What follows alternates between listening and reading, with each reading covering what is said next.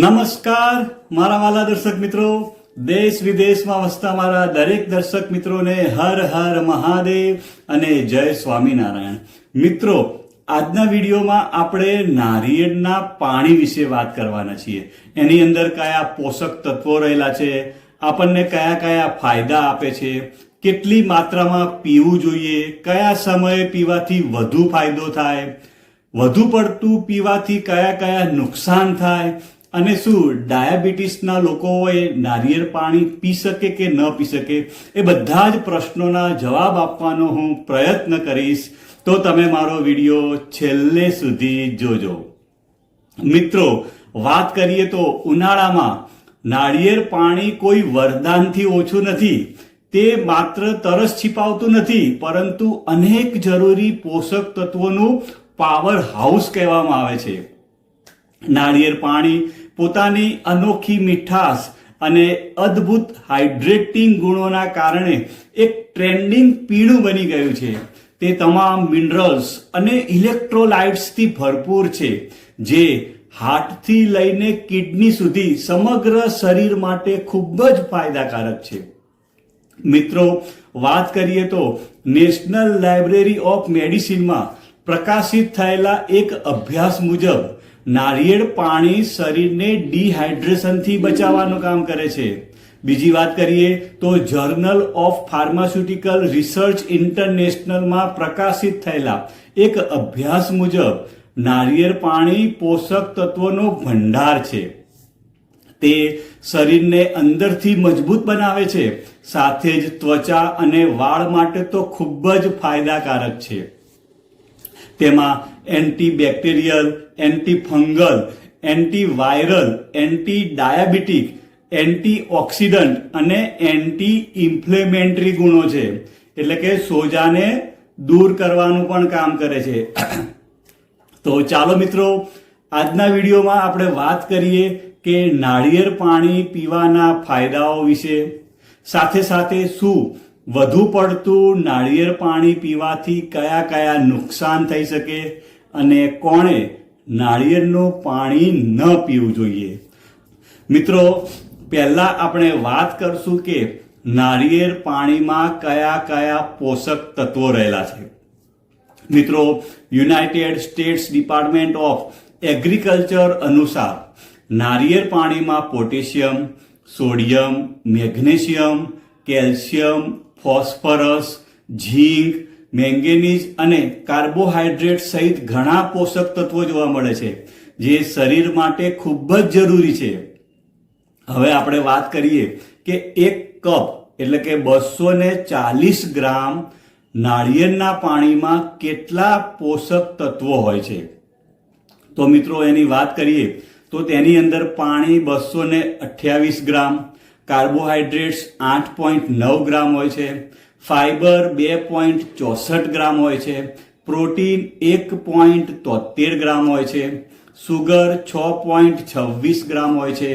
મિત્રો, એની અંદર સૌથી વધારે પોટેશિયમ 600 મિલીગ્રામ હોય છે, કેલ્શિયમ 57.6 મિલીગ્રામ હોય છે, એમાં ફોસ્ફરસ 48 મિલીગ્રામ હોય છે, મેગ્નેશિયમ 60 મિલીગ્રામ હોય છે અને સોડિયમ 252 મિલીગ્રામ હોય છે. મિત્રો, હવે આપણે વાત કરીએ કે ગરમીમાં નાળિયેર પાણી કેવી રીતે આપણને રક્ષણ આપે છે. તો મિત્રો, નાળિયેર પાણી ઉનાળા માટે એક ઉત્તમ સુપર ડ્રિંક કહેવાય છે.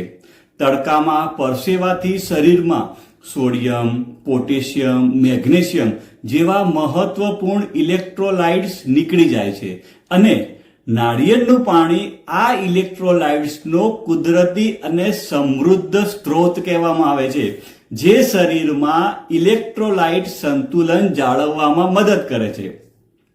સાથે સાથે નાળિયેરનું પાણીમાં લગભગ 95% પાણી હોય છે, જે ઉનાળામાં ડિહાઇડ્રેશન અટકાવવામાં અસરકારક છે. તેમાં નેચરલ સુગર હોય છે, જે તાત્કાલિક ઉર્જા આપે છે. તેની તાસીર ઠંડી હોય છે, જે ઉનાળામાં શરીરને અંદરથી ઠંડક આપવાનું કામ કરે છે અને તાજગીનો અનુભવ કરાવે છે. આ એક કુદરતી પીણું છે. જેમાં કોઈ આર્ટિફિશિયલ કલર, સ્વાદ કે પ્રિઝર્વેટિવ હોતા નથી, જે તેને ઉનાળા માટે એક સ્વસ્થ વિકલ્પ બનાવે છે. મિત્રો, હવે આપણે વાત કરીએ કે નાળિયેરનું પાણી પીવાથી કયા કયા ફાયદા થાય.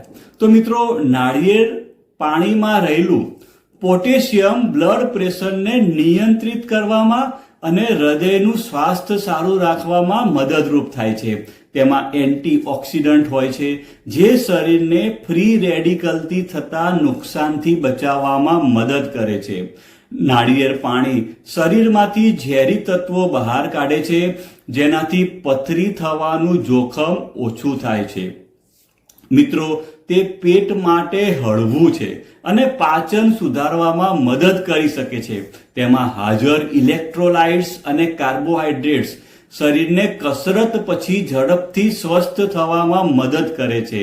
નાળિયેર પાણી આપણા સ્વાસ્થ્ય માટે બીજું કઈ રીતે ફાયદાકારક છે તેની આપણે વાત કરીએ તો તે શરીરને હાઇડ્રેટ રાખે છે, શરીરને ઇન્સ્ટન્ટ એનર્જી આપે છે, આપણી રોગ પ્રતિકારક શક્તિને મજબૂત બનાવવાનું કામ કરે છે, આપણા પાચન તંત્રને સુધારવાનું કામ કરે છે, સાથે સાથે તે વજન ઘટાડવામાં મદદરૂપ થાય છે. આપણી ત્વચા માટે તો ખૂબ જ ફાયદાકારક છે.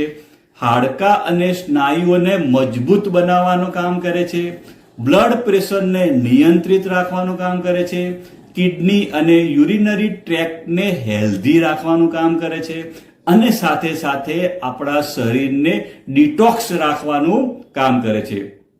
મિત્રો, હવે આપણે વાત કરીએ કે કાચું નાળિયેર ખાવું પણ આપણા સ્વાસ્થ્ય માટે ખૂબ જ ફાયદાકારક છે. તે ઘણા પોષક તત્વોથી ભરપૂર છે. તેમાં ટ્રાયગ્લિસરાઇડ હોય છે, જે સરળતાથી પચી જાય છે અને તાત્કાલિક ઉર્જા આપે છે.